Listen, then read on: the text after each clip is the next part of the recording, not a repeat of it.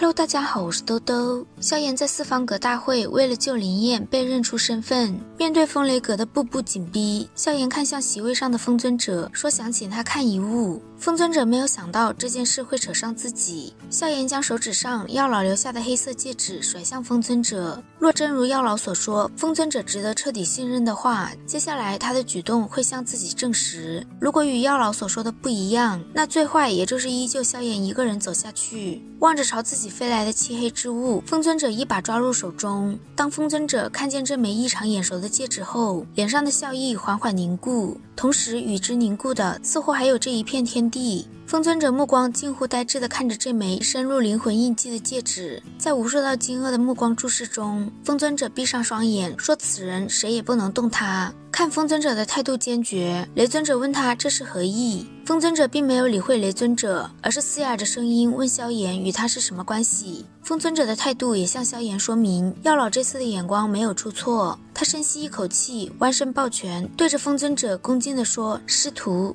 风尊者出现在萧炎面前，说这是他最希望听到的答案，但萧炎需要给他证据。萧炎伸手点了点额头上的火印，一缕细小的古灵冷火出现。风尊者能看出这古灵冷火是自己的老友主动存放在萧炎体内的，这也说明萧炎并没有说谎。风尊者告诉萧炎自己本名风贤，萧炎既然是药老的弟子，日后他不嫌弃的话，把他当作老师就可以。风尊者转过身看向雷尊者说，今日其他事可以依他，但萧炎风雷阁不能动。雷尊者威胁他说，今日要是他插手其中，恐怕会连累两阁的关系。风尊者丝毫不放心上，只说今日萧炎若是有事，最后的结果便是两阁之间开战。雷尊者很忌惮风尊者以及他背后星陨阁的实力，但即使有风尊者的狠话，他也依旧不想轻易的放过萧炎。雷尊者说，这件事是萧炎与风雷北阁之间的事，让飞天与萧炎解决，不论谁胜谁负，此事都作罢。但飞天与萧炎之间差着辈分，风尊者自然不可能同意。最后在剑尊者的调解下，风雷东阁派出年轻一辈的凤青儿与萧炎对战，而这场战斗的前提是禁止使用其他人的灵魂力量。面对凤青儿的挑战，萧炎也接下了。风尊者知道凤青儿的身份背景不一般，离开之前让萧炎小心一些，若是打不赢也不用硬扛。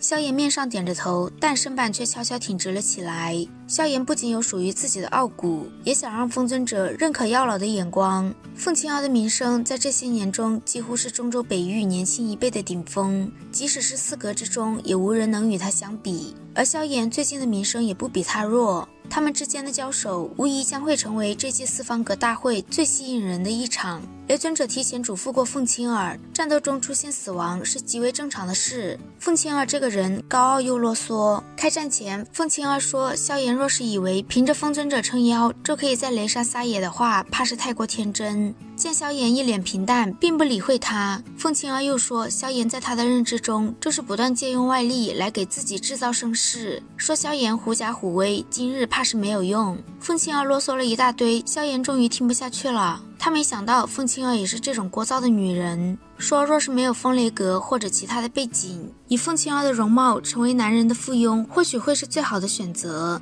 萧炎的话彻底惹怒了凤青儿，他会让萧炎为他的话后悔。随着萧炎一句我等着，凤青儿闭上双眼，等他再睁开眼时，他的眼睛变成了诡异的青银色。凤青儿释放出自己风雷双属性的斗气，风的敏锐，雷的狂暴，两种属性完美融合，威力也远非寻常斗气可比。凤青儿率先攻击萧炎，见自己的攻击对萧炎没起什么作用，他将彩色绸缎缠绕成一只10来丈庞大的彩凤，而后将一滴鲜血飞向彩凤的身体上，使出风雷阁杀伤力最强的斗技之一风沙指。凤青儿高傲地说着，萧炎一指取你命。席位上的风尊者微微眯起双眼，身体前倾，藏在袖中的手指上深青色的风旋来回旋转，而一旁的雷尊者手掌上也隐隐有雷光闪烁。显然只要风尊者敢出手，雷尊者会立刻阻拦。面对凤青儿的风沙指，一朵碧绿色的精美火莲悄然出现，风沙指狠狠撞击在火莲正中心，两种能量不断的互相侵蚀，很快风沙指的能量就被消耗完，火莲的速度突然加快，迅速射向天空中的凤青儿。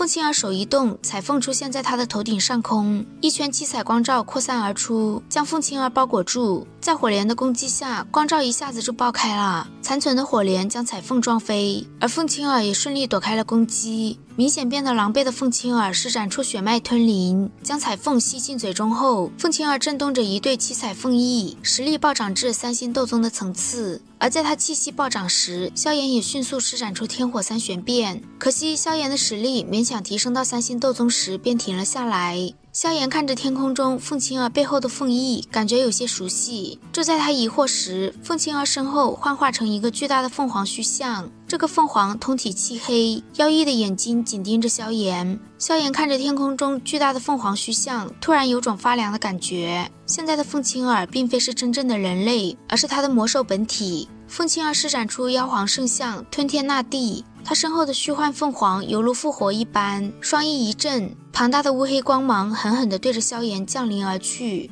萧炎死死地盯着那股诡异的乌黑光芒，眉心一动，古灵冷火出现。但就在萧炎即将有所动作时，却感觉到纳戒中传来一阵波动，传来波动的是一个蕴含了几滴青红血液的玉瓶。望着那个玉瓶，萧炎突然反应过来，凤青儿是天妖皇族的人。风尊者也没想到，一直被雷尊者隐藏身份的凤青儿竟然是天妖皇族的人。雷尊者威胁他说，星陨阁或许不怕风雷阁，但凤青儿一旦出了事，天妖皇族必不会善罢甘休。风尊者嘲讽他说，以老欺小的事他不会干，更何况这场战斗谁胜谁负还是未知数。场上的萧炎心中暗骂了一声，不断用灵魂力量遮掩青红血液的波动。要是让凤青儿知道自己手中有天妖皇族的血液，必定会引得天妖皇族来找麻烦。萧炎一边分神压制青红血液的波动，一边躲开凤青儿的攻击。凤青儿说，她的圣象之力无可躲避，并且没有取到萧炎的性命，便会跟着他一辈子。萧炎施展3000雷动，不断躲闪，但这样下去终究不是办法。他召唤出3种异火，准备施展3次火莲。3种异火一出，席位上的4位尊者脸色一变，他们从未见过有人身怀3种异火。而风尊者则想到了焚诀，他没想到妖老那个老顽固会将焚诀交给萧炎。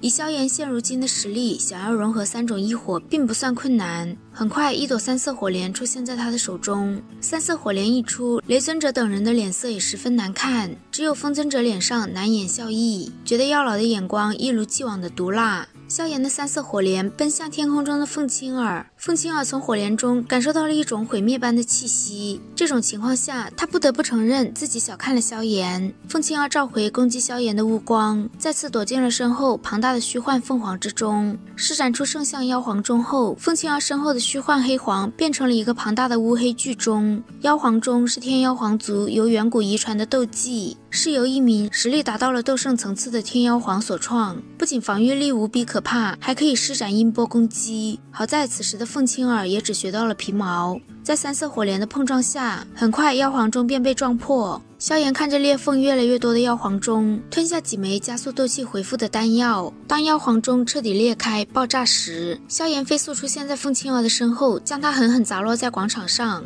而后萧炎出现在凤青儿的身前，冰凉的手掌犹如鹰爪放在凤青儿的脖子之上，充满杀意地说，你输了。凤青儿会乖乖认输吗？好啦，今天的视频豆豆就讲到这里啦。如果喜欢豆豆的视频，欢迎点击订阅关注，我们下期再见，拜拜。